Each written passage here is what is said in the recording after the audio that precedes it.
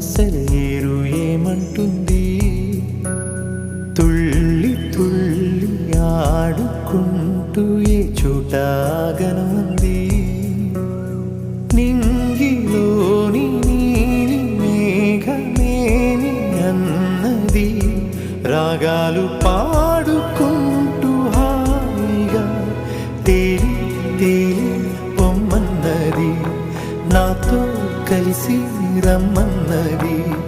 గాలిలో నా గువ్వలాగా నీ ఆడుకోమన్నది.